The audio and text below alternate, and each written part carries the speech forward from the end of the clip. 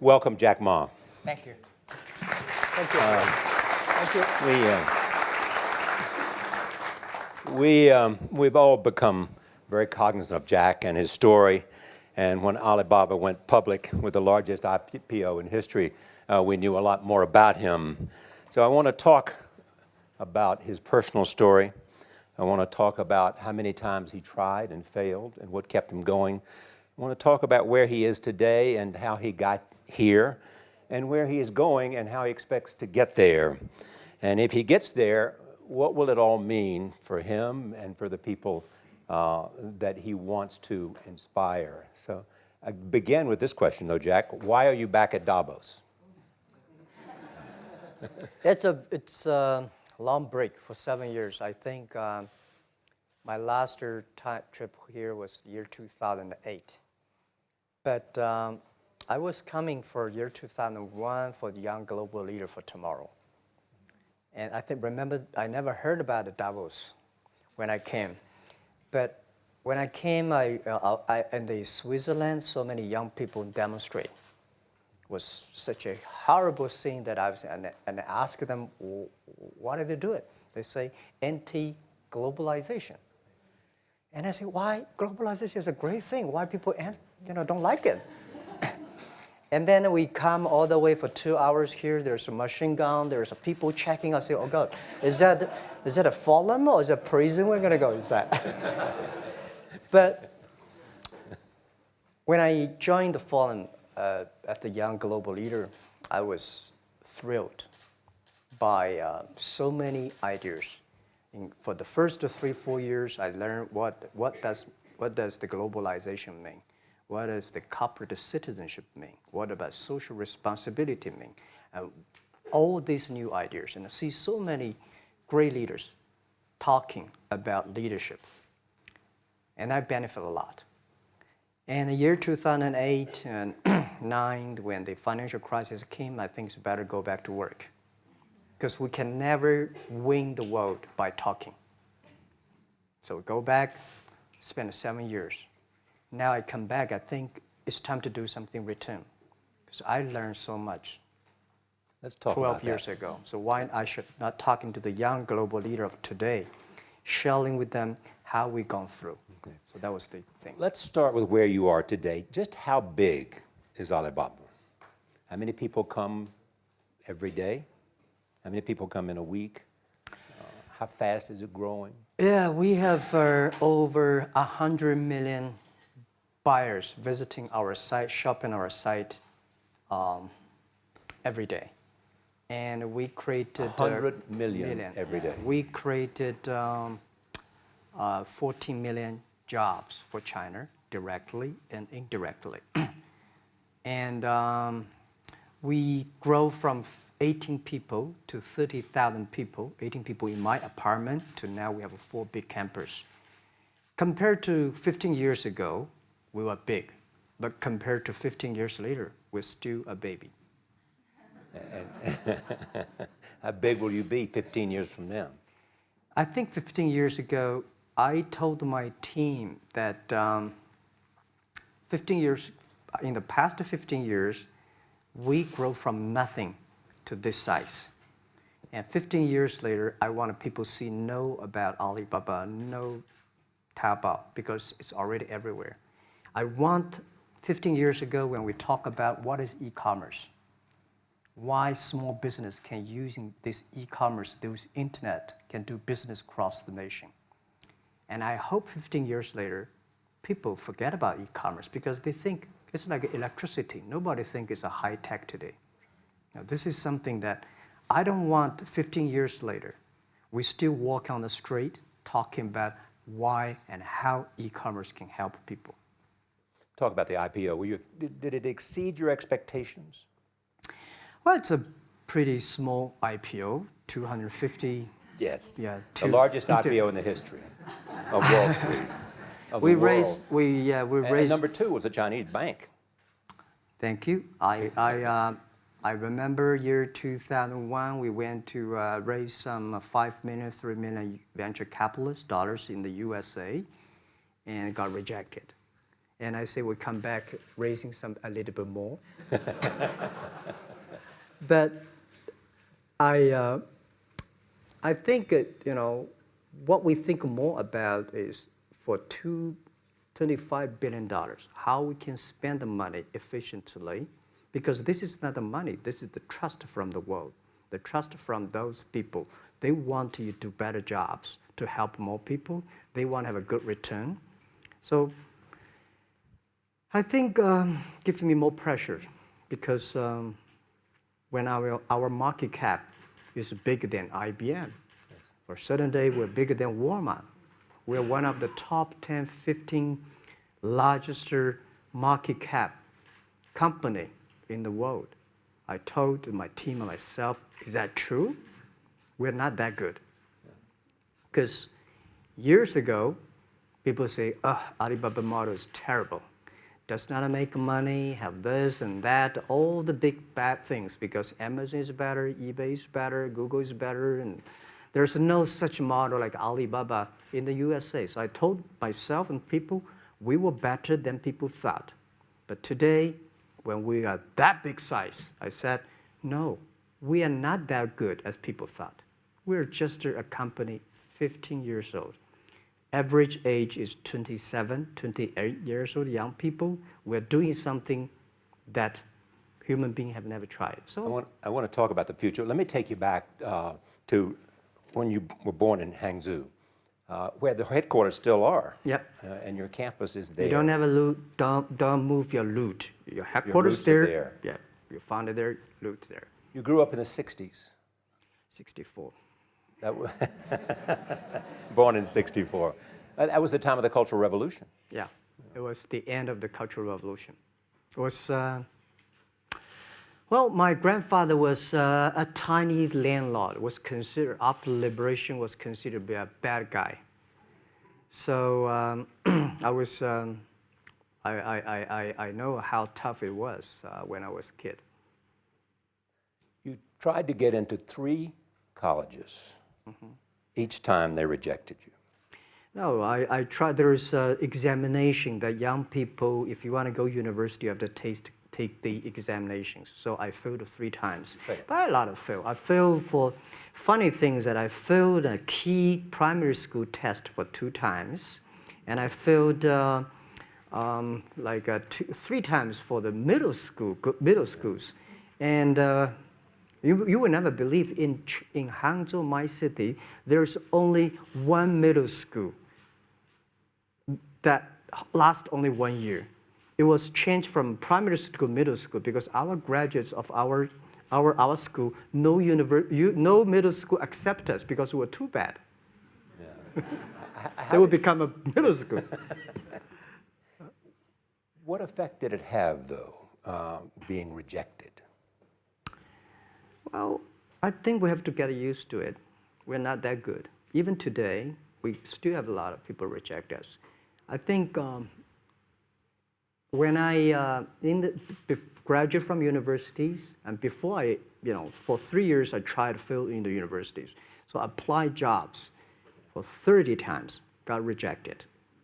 I went for a police, they said, no, you're not good. I went to even the KFC. When KFC came to China, come to my city, 24 people went for the job. Yeah. 23 people were accepted. I was the only one guy. And we went for police. 5 people, 4 of them accepted. I was the only guy that I received it. So to me, being turned down, rejected. Oh, by the way, I told you that I applied for Harvard for 10 times, rejected. I know I'll be rejected. I just don't want to say that. They're sorry now. 10 times you wrote them and said, I'd like to come to Harvard. Yeah. And then I told myself, someday I should go teach there, baby. I think that can be arranged. Richard Nixon came to Hangzhou. Yeah. And after that, tourists flooded the place. Yeah. And that's how you learned English. Yeah. I really like I don't know why at 12, 13 years old, that time I suddenly fell in love into the language, the English. And there's no place you can learn English at that time. There's no books, English books. So I went to the Hangzhou Hotel, now called Hangzhou Shangri-La Hotel, because that was the hotel can receive the foreign visitors. So every morning for 9 years, I showed them around as a free guide, and they taught me English. And I think that changed me. Today, I'm a 100% made in China. I've never got a one-day train outside China. Yeah. And when people talk to me, say, Jack, how can you speak English like that? Why sometimes you talk like an Western guys? I think that was the 9 years. These Western tourists opened my mind because everything they told me are so different from the things I learned from the schools and from my parents. So now I have a habit. Whatever I see, whatever I read, I use my mind. Think about for 2 minutes. Is that how Ma Jun became Jack Ma? Actually, Jack, the name was given by a lady in tennis. She's a tourist. She came here and she said, came to Hangzhou. We become a pen friends. Ma Ring is so difficult to pronounce. So she said, do you have an English name? I said, don't. So can you give me an English name? She said, okay. She said, my father called it Jack. My husband called Jack. What do you think about Jack? I said, good. So I've been using that for that many years. Yeah. First visit to America, 1995? 1995, yeah. I come here for a project helping the local government to building up a highway. And you tried the internet. I tried the internet in Seattle. And in a building called the U.S. Bank. I don't know whether the U.S. Bank is still there or not, but it's a building. And my friend opened a small office, which is like only 10% bigger than this room. And there are a lot of computers in there. And he said, Jack, this is internet. I asked, what is internet? He said, search whatever you want. At that time, they used Mosaic, very slow, right? Yeah. And I said, I don't use it. I don't want to type because computer is so expensive in China. If I destroy it, yes, I cannot pay. He said, just to search it. So I searched the first word, beer. I don't know why, because it's easy to spell, baby. And I see beers from Germany, beers from USA, beers from Japan, but there's no beer from China. And I say, okay, type the second word is China. No data. Nothing. And I said, 1995, no data about China. So I talked to my friend, why not make something about China? So we made a small, very ugly looking page called China. It's something like I did a translation agency, we listed on there. It was so shocking. We launched at 9:40 in the morning. 12:30, I got a phone call from my friend. He said, Jack, you got 5 emails. I said, what is email? And they say, these are the things. So people are so excited. Where are you? This is the first time I see a Chinese website on that. How can we can we do something together? So I think this is something interesting. So we should do it. Why did you call it Alibaba? Alibaba? Well, when I started, I think internet is global. We should have a global name. And a name that, interesting, like at that time, the best name is Yahoo. Right? So I've been thinking for many days, suddenly thinking Alibaba is a good name. So I happened to be in San Francisco that day. I did have a lunch, and the waitress came. I asked her, do you know about Alibaba? She said, yes. I said, what is Alibaba? She said, Open Sesame. Good. So I went on the street, asked about 10, 20 people. They all know about Alibaba, 40 Thieves, and Open Sesame. And I think this is a good name. And start with A. Whatever you talk about, Alibaba is always top. You have said before that in creating Alibaba, you had to create trust. Yeah. Because people in China were used to face-to-face. Yeah. How did you create trust? I think because we started about doing business on the internet. I don't know you, you don't know me. So how can you do things online unless you have trust? So for e-commerce, the most important thing was trust. I think when I first went to USA for raising money, talk to the venture capitalists, a lot of people say, oh, Jack, no. China doing business by the guanxi. How can you do business on internet? And I know that without the trust system, the credit system, it's impossible to do business. So in the past 14 years, everything we do is trying to build up the trust system, the record system. Well, Charlie, I'm so proud today when I talk to the young. Today in China and in the world, people don't trust each other. The government and people and media and everybody think, this guy's cheating. But because of e-commerce, we finish 60 million transactions every day. People don't know each other. I don't know you, I send products to you. You don't know me, you wire the money to me. And I don't know you, I give a person a package, I don't know him. He took something to cross the ocean, cross the river, and send. This is the trust. We have at least 60 million trust happening every day. But you created it by creating an escrow account in the beginning. Yep. And so you keep the money until they got the product. Yeah.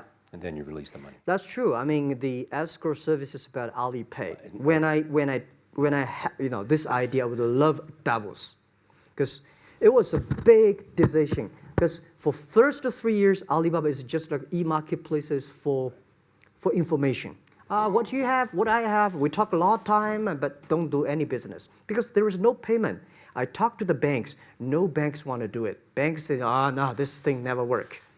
So I don't know what to do. Because if I start to launch a payment system, it's against the financial legal laws. Because you have to have a license. But if I don't do it, e-commerce will go nowhere. So then I went to Davos. I listened to a leadership discussion. Leadership is about responsibility.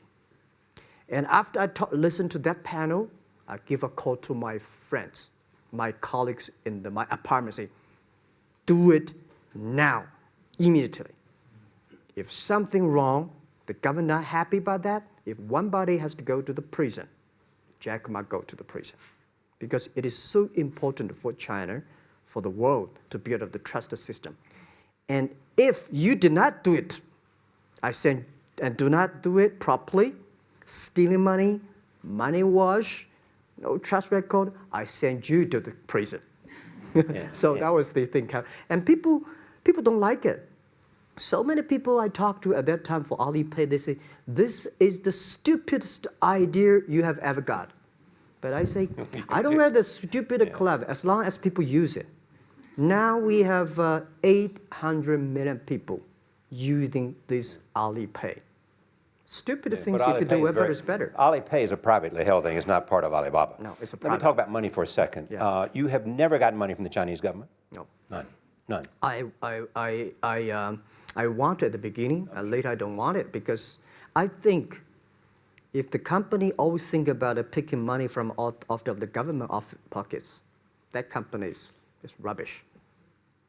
Think about how can you make money from the customers and market and then help customers succeed. That's our philosophy. No money from Chinese banks? No.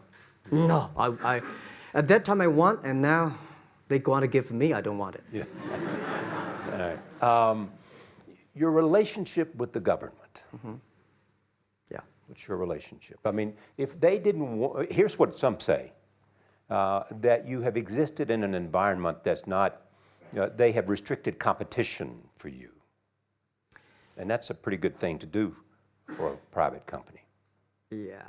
I think the relationship with the government for us is very interesting. For the first 5 years, because I've been working as a part-time jobber for a government organization called Ministry of Foreign Trade, 1997, for 14 months. And I learned that you should never rely on government organization to do e-commerce. And I started a business. I told my people and team, in love with the government, but don't marry them. Yes. Respect them. And a lot of people say, well, government officers talking about internet, the censorship and this, that, and they worry about. I think it's the opportunity, it's a responsibility talking to them, tell them how internet can help.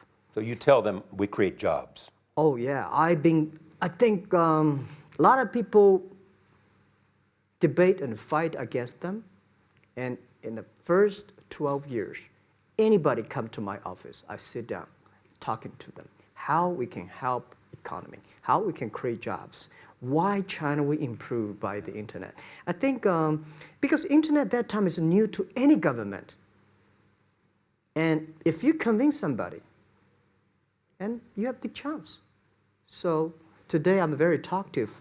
That probably this is why I talk to so many people. So, I mean, if the government comes to you and asks you to do something for them. Normally, when government comes say, Jack, can you do this project? I say no. I say no. I can introduce some friends who are interested in doing that for you. But if they continue to want me to do it, I say, okay, I do it, but I don't charge. I hope next time don't come to me again. But recently, we help some government organizations do it. For example, every Spring Festival, the train ticket is so difficult. Hundreds and thousands of farmers work in the cities. In the Spring Festival, they go to the hometown.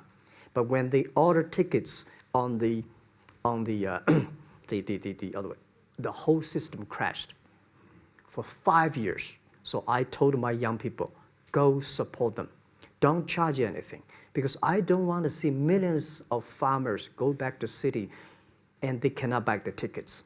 So it's something that it's not for money. It's something it's not for the government. It's for the millions of people. They can buy tickets in a snowy night and they don't have to wait. They just use mobile phone, online, they get ticket. One way stop along the route to where you are in that big IPO was Yahoo. Jerry Yang gave you invested $1 billion. Yeah. $1 billion. Yeah. It turned out to be a pretty good investment for Yahoo. Yeah. But one time after another, you raised this money on your own outside of China with investors. Yeah, I'm very thankful for all the investors because 1999, year 2000, and even at the Yahoo time, a lot of people say this Jack is crazy. He's doing something that we don't understand. A lot of venture capitalists give you money because there is such a American model already there. But they say, Alibaba, we don't see this kind of model, right? They say Jack's crazy. Yeah, this is crazy guy. I mean, I remember my first time in Time magazine, they call me Crazy Jack.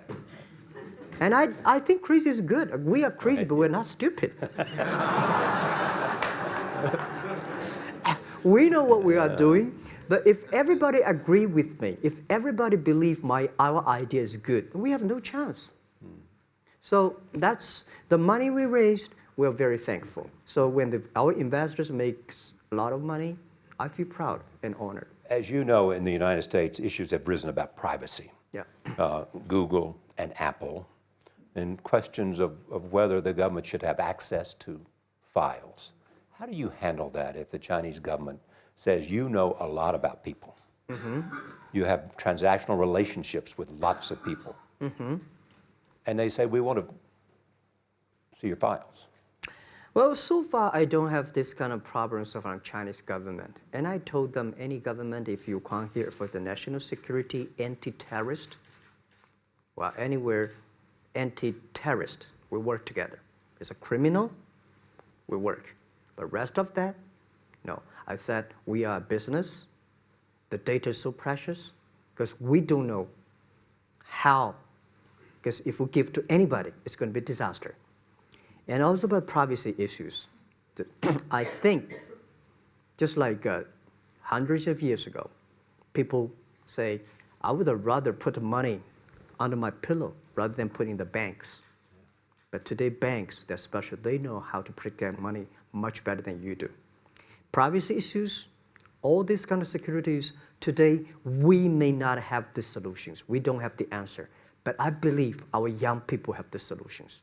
In the next 10, 20 years, there will be breakthrough on that. And I'm fully confident on that. Your life is a testament to the idea that nothing is impossible.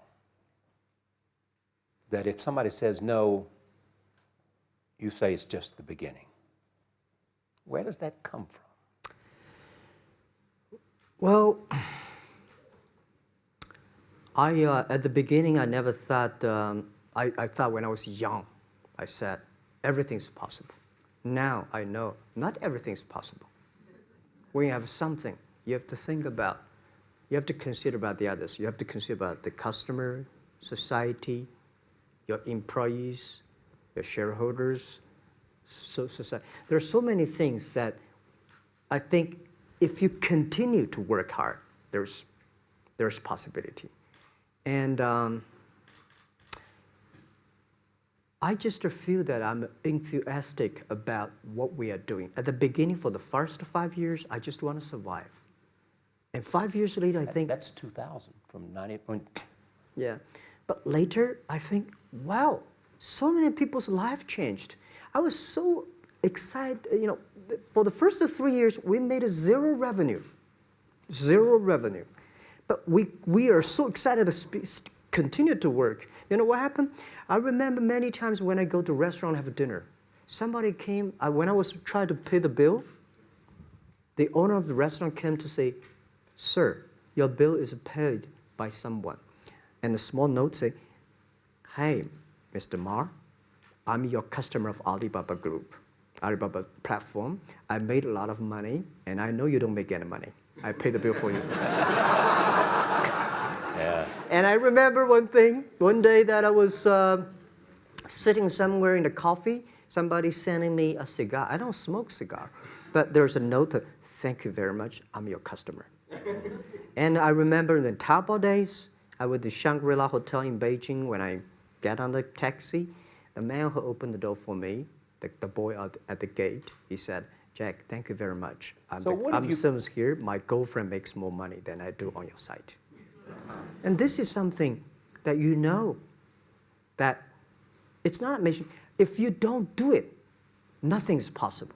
If you try to do it, at least you have the hope. The revenue comes from advertising and a smaller amount from transactional fees. Yeah. Most of it from advertising. Tiny.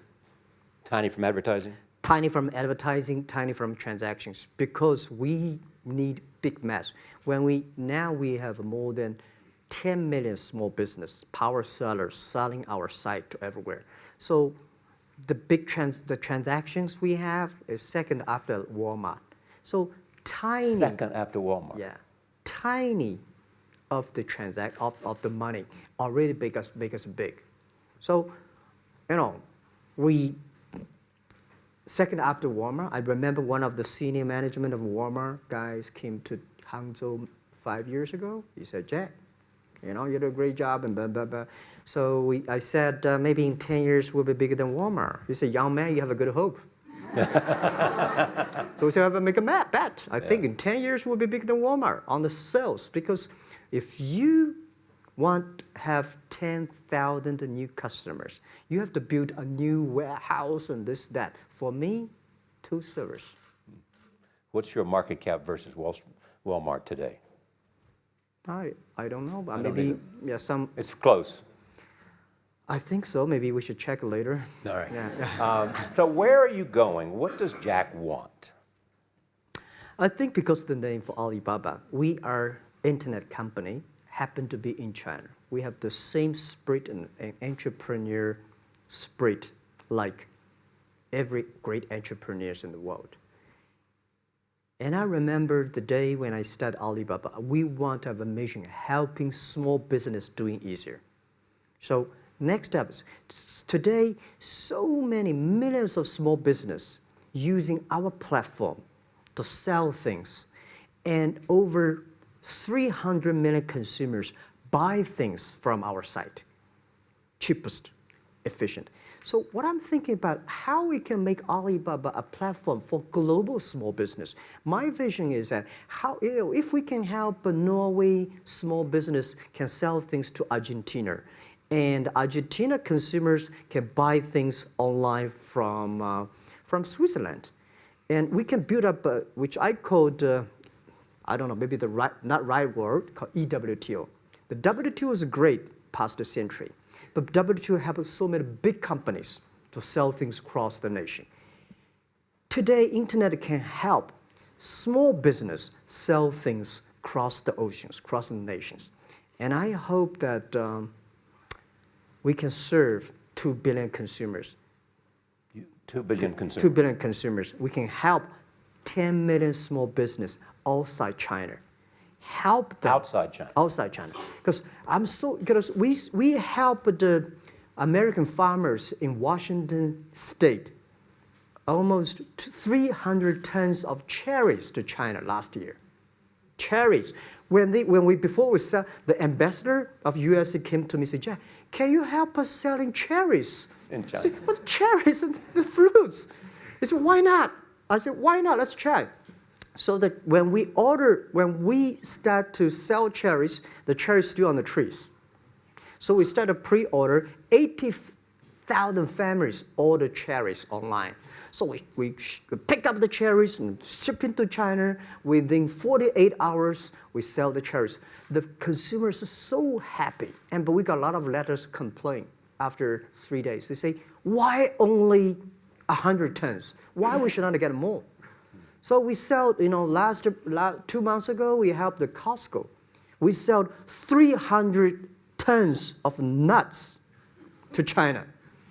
So I'm thinking about if we can sell, we're also selling Alaska seafood to China. So if we can sell seafood, if we can sell the cherries, why we cannot help American and European small business selling things to China consumers? China needs that. So this is what I want to do is that 2 billion consumers, China, Asia, developing nations, how we can let them buy things globally. Alibaba rode with the millions of people that went from poverty to the middle class in China. I mean, you were right there growing as they grew and increased. When you look at the international markets, you're doing well in Russia? Yeah. How well? We do pretty good on Russia, and we do also pretty good at Brazil. In Brazil? Russia, I think now I don't know, we are if not the number one, we're the number 2 or number 3 largest. E-commerce. E-commerce. I remember last year we had a campaign. The campaign is that a lot of Russian girls and boys want to buy things from China. You know how many days a Russian girl placed an order and received the products from China? 2 years ago, 4 months. Even that, people are so happy about all the thing. And last year, the campaign, within 1 week, we crashed the whole logistics system of Russia. All right. You were also seen in Hollywood. Yeah. What are you doing in Hollywood? Well, I like the Hollywood innovation at the digital background. I learned so much about the Hollywood movies, especially the Forrest Gump. You love Forrest Gump. I love Forrest Gump. Well, why do you like him? Simple. Never give up. Never give up. People thinking he's dumb, but he knows what he's doing. And I was very depressed the day, year 2002 or 3 in the States, when a bit earlier than that. I was very depressed when I could not find out a way for the internet. And then I watched the movie in my friend's home, Forrest Gump. When I see him, I think, this is the guy we should learn from. Believe what you're doing, love it, whether people like it, don't like it, be simple. And like the word, life is like a box of chocolate. You never know what you can get, right? I never know I would be here talking to you and talking to Charlie Rose. I never know. But today I made it. I told my people in my apartment 15 years ago, guys, we have to work hard, not for ourselves. If we can be successful, 80% of the young people in China can be successful. We don't have a rich father, powerful uncle. We don't have $1 from bank, 1 cent from government. Just work as a team. So what do you worry about?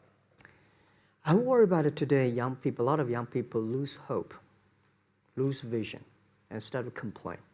Because we also have the same period. Because when it's not a good feeling being rejected by so many people.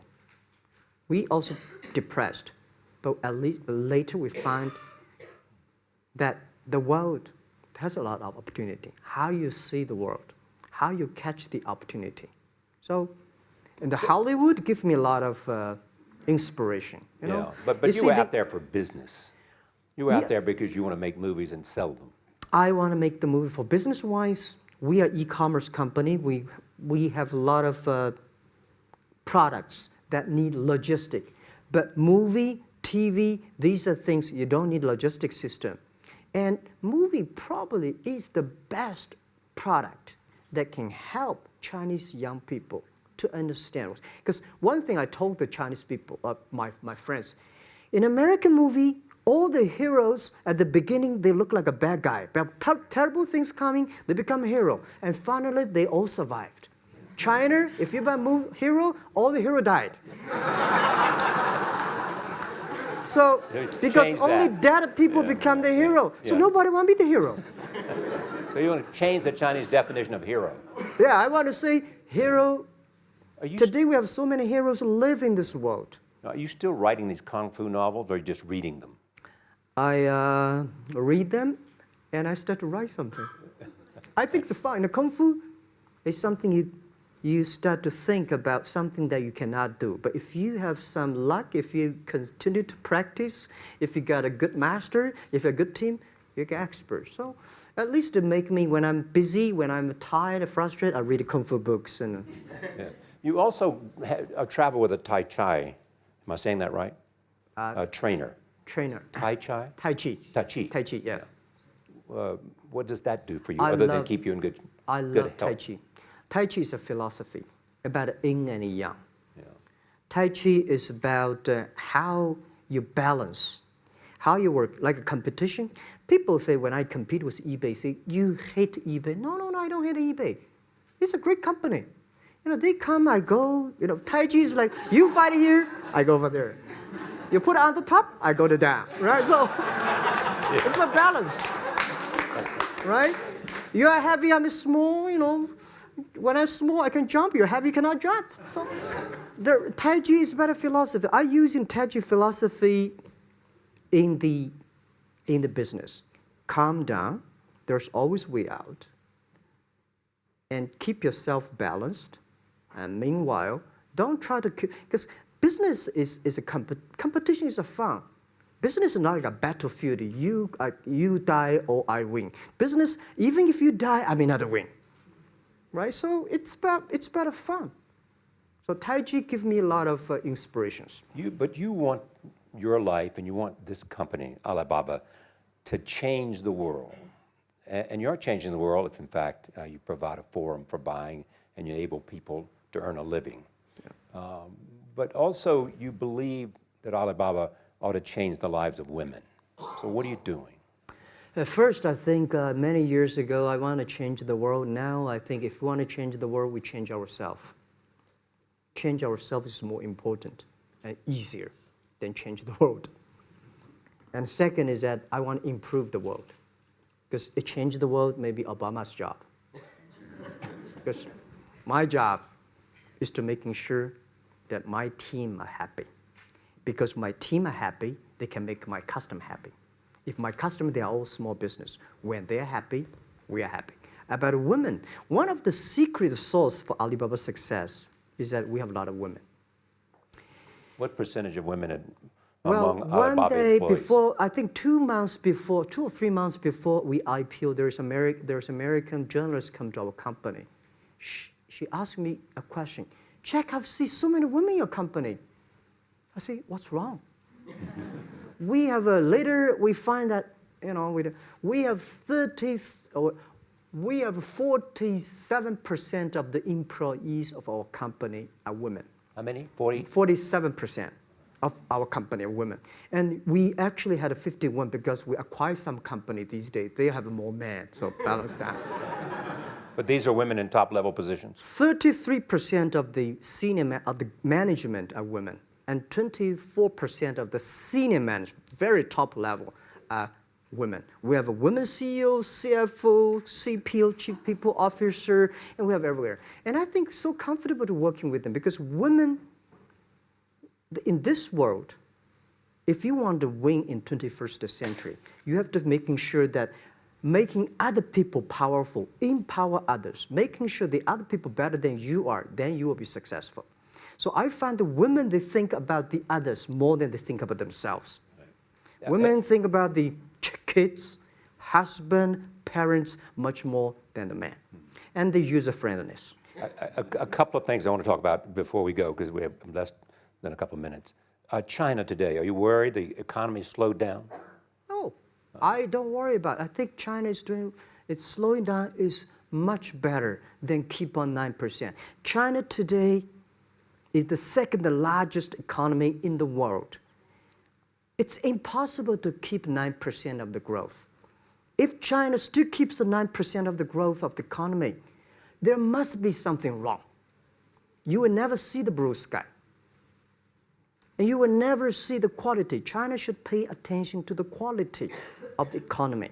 China should not. So if we have a lot of influence, like Hollywood movies, things, and we have sports and these things in the GDP, will be much better. So I think, just like a human growth, this body can never grow.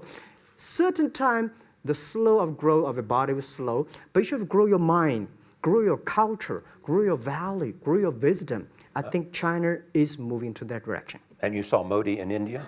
Pardon? Did you see Modi in India? Not yet. I'm looking forward to that. So you'll go to India. Yeah. Finally, there's this. You're one of the world's richest people. Your company is one of the world's richest companies. What do you want beyond Alibaba?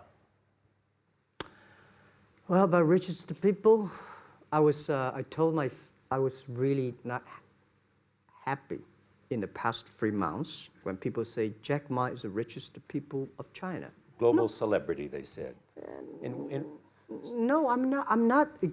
When I started the business, you are. I never thought, because how many? Yeah, maybe I am. But I think 15 years ago, in my apartment, my wife was at that time one of the 18 founders. I asked her, "Do you want your husband to be a rich person?" I never said rich person in China, rich person in Hangzhou, or you want your husband to be a respected person. She said, "Of course, respected." Because she never believed, and I don't believe we'll be rich people.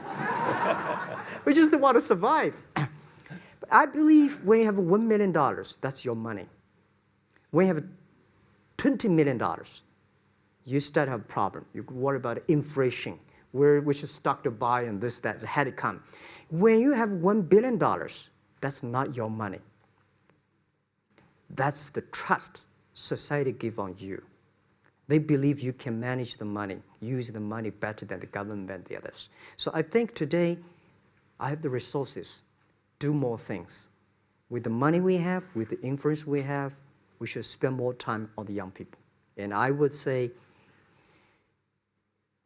someday I'll go back to teach, go back to school, spend time with the young people, and sharing with them what I do. So the money is not mine. I just happily and having these resources, then I want to do a better job. Just tell them your story. Yeah, tell them the story and tell them that if Jack, I don't think in this world there are a lot of people be rejected more than 30 times. If we, the only thing we never give up, the only thing we're like a Forrest Gump, we keep on fight. We keep on changing ourselves. We don't complain. Whether you were successful or not successful, I find that people, when they finish the job, if they make the mistake, if they fail, if they always complain the others, this guy will never come back.